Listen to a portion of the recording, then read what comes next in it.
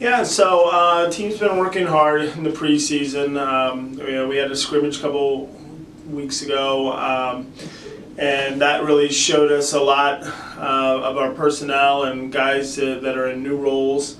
I feel like, ready or not, we're ready to line up against somebody else. I know the guys are looking forward to spring break, where we have 30 games, and kind of getting ready to get out on the field for record. They've been working hard, put in a lot of good effort on the field and in the weight room, and I know, like I said, they're ready to go.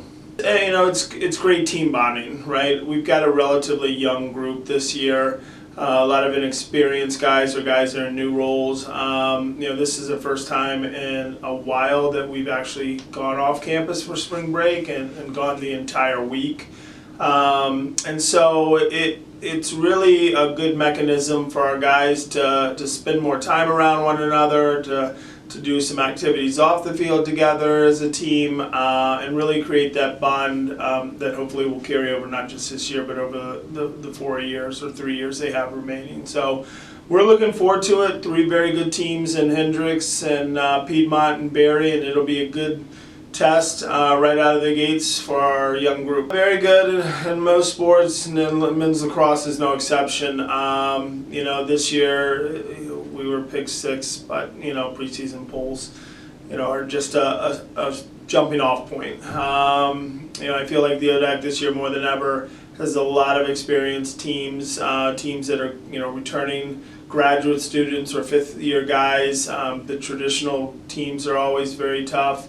And this year we're going to an unbalanced schedule, so it's the first time the league is actually taking that on. So that'll carry a little bit more weight, conference play, and a little bit new navigating the games in conference.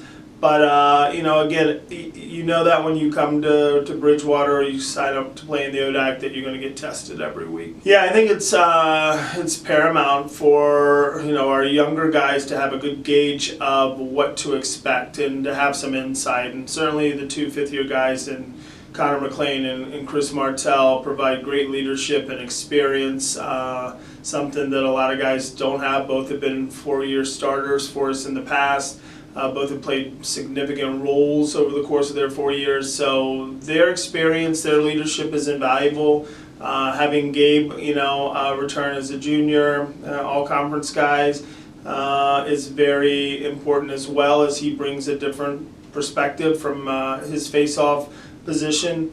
So we're leaning on those guys to provide that early initial leadership out of the gates, and as we're going, the senior class has done a great job of stepping up and really demanding more out of the younger guys through the first couple of weeks of practice. Hayden's been a great linchpin for us. He's been a consistent player, not just course of his 2 years, but out of the gates this year he's taken on a different role for us, and he's done a great job in it. I think where I'm most proud of is his leadership and his growth in that department.